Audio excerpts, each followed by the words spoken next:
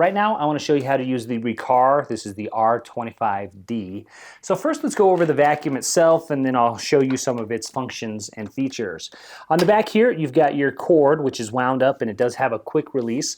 So that's really nice. You can get your cord off there really easy.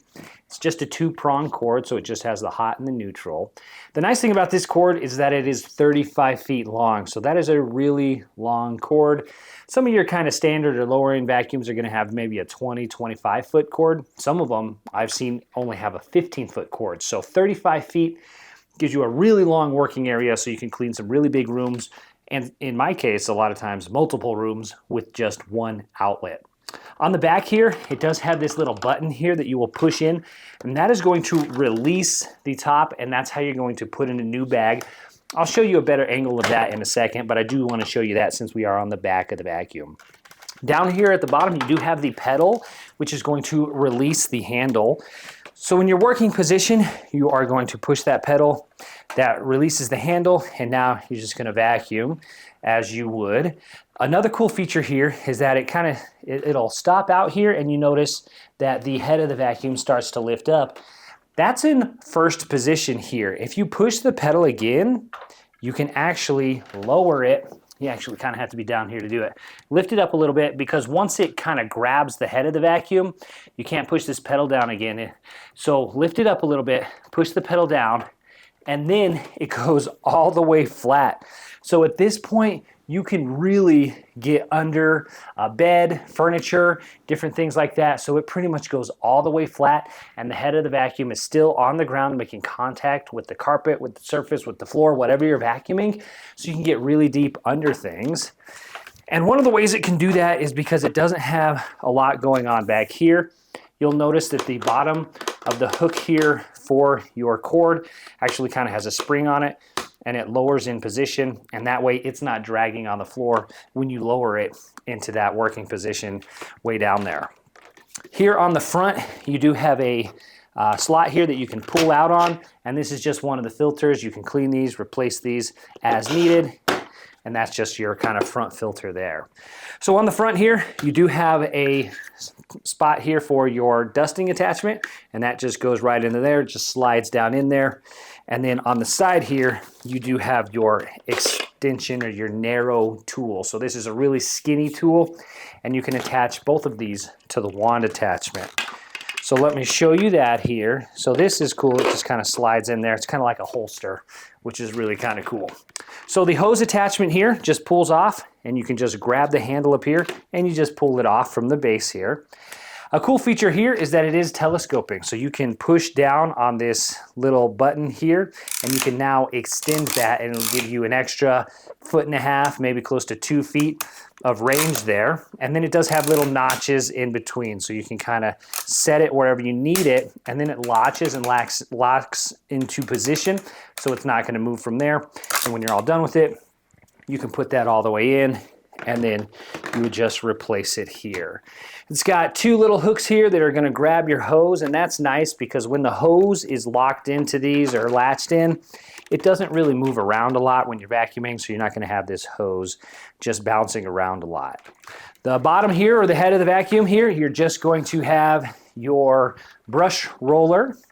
It is a metal brush roller, which is nice because when you get hair buildup or string, just kind of stuff that gets collected in there, you can just take a razor blade or something and some scissors and cut it off there, and you're not going to worry about damaging the actual brush roller there. Then on the bottom here, it does have this little piece of fabric here, and this is like a dust catcher. And the nice thing about that is that it's going to catch dust and bring it to the head of the vacuum. And that's really nice on hardwood floors especially.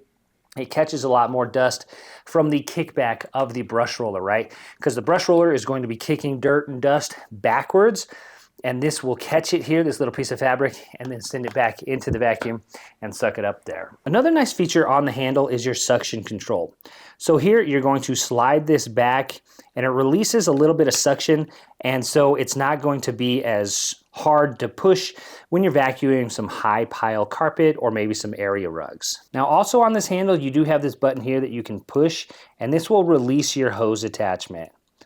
And that comes in handy if you ever get a clog or something. You can take that off and then work on getting the clog out, and then you can just replace that. Now let's go ahead and plug it in, and I'll show you some of the controls. Up here on the handle, you have your on-off switch.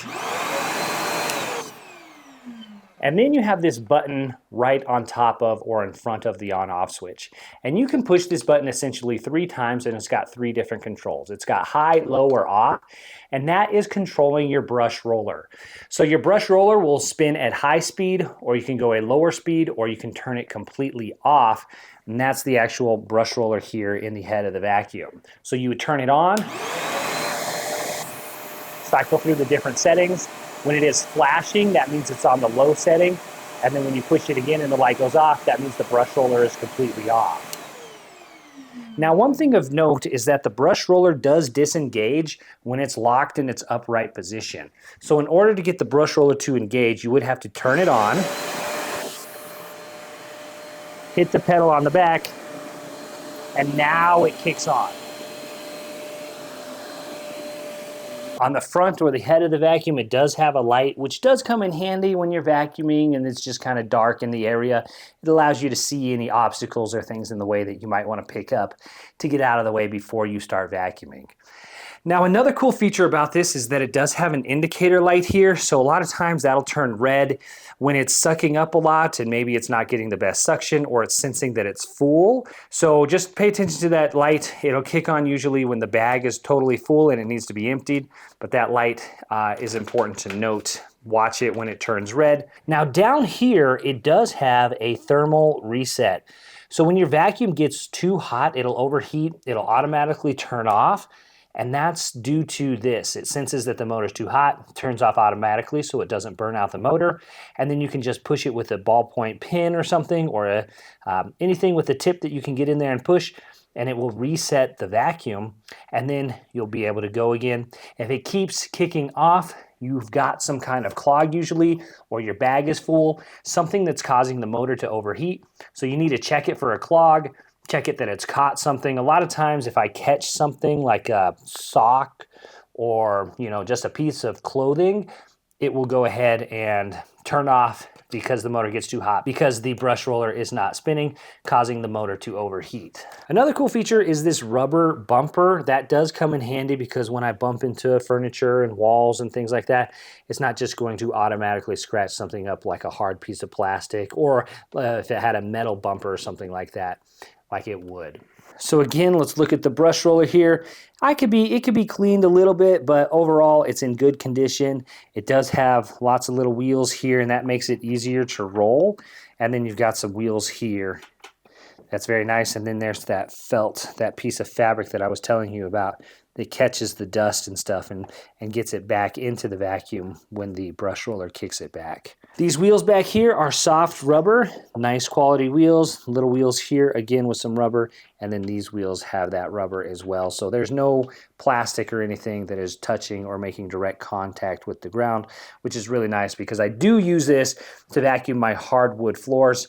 Again, I use it on that one setting that I showed you where you turn off all of the brush rollers. Now let me show you how to change the bag. I have to take the hose off here because I'm just doing this one-handed, but you're just going to push this button here and release the lid, and now you have your bag in there. So it's got a little handle here. You're just gonna pull it out, and then that's how you would put in the new bag. It's got a rounded edge here that goes at the top and then a flat edge here at the bottom. One thing I've noticed is that sometimes I do have to push these little corners of the bag in, and that makes it just kind of fit a little bit more flush. It does have like a little spring-loaded piece of plastic here, which helps keep it nice and sealed, especially when you're done using it. When you pull the bag out, that plastic comes back and it keeps any of that dust from just jumping out of the bag, which is really nice. And then the lid here does have a little nozzle here, a little slot that's going to push down, and that's going to push that little piece of plastic open so that, of course, all of your hair, dirt, dust, and debris, whatever you vacuum, can actually get in there. Push it down till it clicks into place, and there you go. That is how you use your Riccar vacuum. It works great for different types of carpet, area rugs. The extendable hose attachment is really nice because you can clean curtains, fans on top of different shelves and high to reach places. You get a spider web maybe up in the corner or something, you can reach it with that. So the extendable wand and hose comes in really handy as well. I really do like Riccar as a brand and kind of as a vacuum itself. So I've always had good luck with them, and I personally really do like the brand and how they work and how easy they are to use and all of the different functions and features. If you do like vacuum cleaners, carpet cleaners, and things like that, feel free to check out some other videos on this channel. Again, my name is Drew. I'll see you in the next one.